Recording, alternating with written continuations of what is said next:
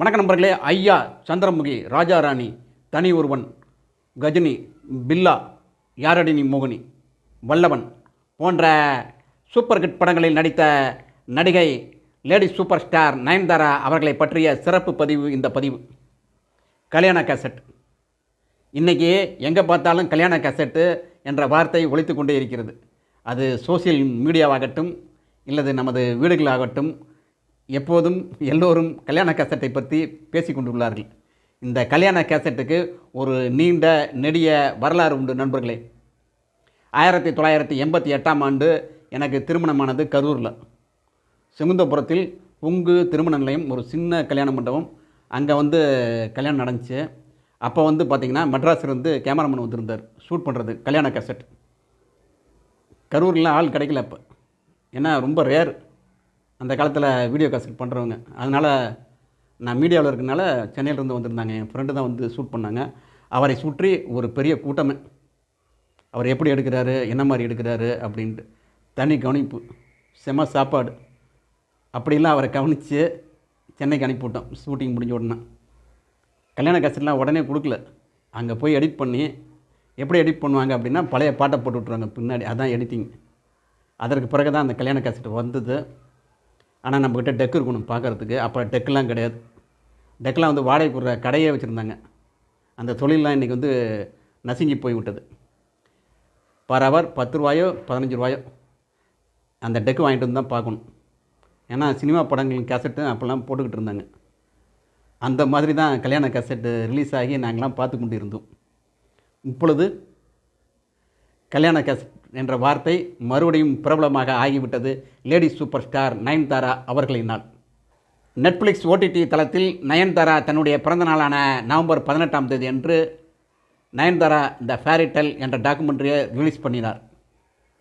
அன்று முதல் இன்று வரை அது மிகப்பெரிய பேசும் பொருளாக ஆகிவிட்டது. நயன்தாரா த ஃபேரிடெல் என்ற டாக்குமெண்ட்ரியை இயக்கியவர் அமித் கிருஷ்ணன் அவர்கள், கேமராமேன் சரண்யா பாஸ்கர் அவர்கள். 1 மணி நேரம் 22 நிமிடம் ஓடக்கூடிய டாக்குமெண்ட்ரி ஃபிலிம் அது. அதில் பார்த்தீங்கன்னா 12 நிமிஷம் தான் கல்யாணத்தை பற்றியே இருக்கும். கல்யாண கவரேஜ் அவ்வளோதான். அதற்கு பிறகு அவருக்கு வாழ்த்து சொல்லிய நிறைய பேர்த்தோட ஸ்டேட்மெண்ட் இருக்குது.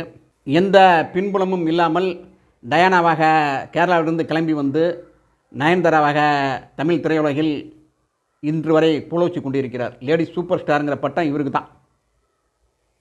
அந்த பட்டத்தை இன்று வரை தக்க வைத்து கொண்டுள்ளார். நீங்களாம் பார்த்தீங்கன்னா ஹீரோக்கெலாம் அவங்க அப்பா அம்மா, மாமா மச்சான்கள், அண்ணன் தம்பிங்க யாராவது இருப்பாங்க. நயன்தாராவுக்கு அப்படி யாரும் இல்லை.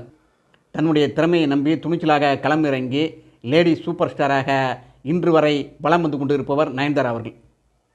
அதனால தான் அவர் டாக்குமெண்ட்ரி எடுத்து பல கோடி ரூபாய்க்கு விற்று இன்று தமிழகம் முழுவதும் அல்ல உலகம் முழுவதும் பார்க்கக்கூடிய ஒரு டாக்குமெண்ட்ரியாக மாறிவிட்டது நயன்தாரா த ஃபேரிடெல்.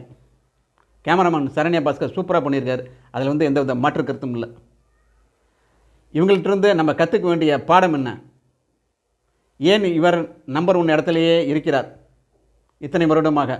அதுக்கெலாம் துணிச்சல் வேணும், டாப் பொசிஷன், தில்லு வேணும். சாதாரணமாக முடியாது. நம்மளாம் உடஞ்சி போயிடுவோம். 9 முறை கீழே விழுந்தாலும் 10வது முறை எழுந்து நிற்க வேண்டும் என்று ஒரு பழமொழி உண்டு. அந்த பழமொழிக்கு உதாரணமாக திகழ்ந்து கொண்டு இருப்பவர் தான் லேடி சூப்பர் ஸ்டார் நயன்தாரா அவர்கள். அதாவது தன்னுடைய கல்யாணத்தை கூட கோடிக்கணக்கான ரூபாய்க்கு விற்க முடியும் என்று சாதித்து காட்டியிருக்கிறார். இதற்கு பிறகு எத்தனை நடிகர்கள் நடிகைகள் எத்தனை பிரபலங்கள் கல்யாண கேசட்டை நெட்ஃப்ளிக்ஸ்லேயோ இல்லை அமேசான்லேயோ காமிக்க போகிறாங்கன்னு நம்மளுக்கு தெரியல. அதற்கெல்லாம் முன்னோடியாக நயன்தாரா அவர்கள் இருக்கிறார்கள். இதில் சிறிய வாய்க்காத்தாரெலாம் நடந்துருச்சு தனுஷ் அவர்களுக்கும் இவங்களுக்கும். அது ஒரு பெரிய ஒரு சர்ச்சைக்கான பொருளாக ஓடிக்கொண்டிருக்கிறது. ஒரு அமைக்கப்பொருளாக இதை தீர்த்துருக்கலாம். விக்னேஷ் சிவன் தனுஷ் அவர்களுக்கு ஒரு ஃபோன் பண்ணி நான் கொஞ்சம் யூஸ் பண்ணிக்கிறேங்க, ஒரு 20 செகண்ட் தான் அங்கே இருக்குது அப்படின்னு கேட்டிருந்தா அவர் பெரிய மனசு பண்ணி ஒத்துருப்பார். ஏனோ தெரியவில்லை, இது ஒரு பெரிய பிரச்சனையாக உருவெடுத்து விட்டது. அதை விட்டு விடுவோம். அதெல்லாம் பல நாள் போகும் அந்த பஞ்சாயத்து. அது எப்போது முடிவுக்கு வரும் என்று நம்மளுக்கு தெரியாது. அவங்க 2 பேருக்கு தான் தெரியும். நயன்தாரா அவர்களை பார்த்திங்கன்னா இங்கே மட்டும் இல்லை, தமிழக திரையுலகில் மட்டுமல்ல மலையாள திரையுலகிலும் ஜொலித்து கொண்டுள்ளார். கன்னட திரையுலகிலும் ஜொலித்து கொண்டுள்ளார். அதே மாதிரி தெலுங்கு திரையுலகிலும் ஜொலித்து கொண்டு இருக்கிறார். தெலுங்கு திரையுலகில் சீதாவாக நடிக்கும் பொழுது பெரிய பிரச்சனை ஏற்பட்டது. அந்த பிரச்சனையெல்லாம் சால்வ் பண்ணிட்டார் நயன்தாரா அவங்க. அதுக்கெல்லாம் தில்லு வேணும், சாதாரணமாக முடியாது. அதெல்லாம் நயன்தாரா இருக்கிறனால தான் முடிஞ்சது. அதெல்லாம் பிரெயின் அதிகம். அதனால தான் தன்னுடைய கல்யாண கேசட்டை கூட பல கோடி ரூபாய்க்கு விற்க முடிஞ்சது. அதை பற்றி நம்மளாம் பேசிகிட்டு இருக்கோம்.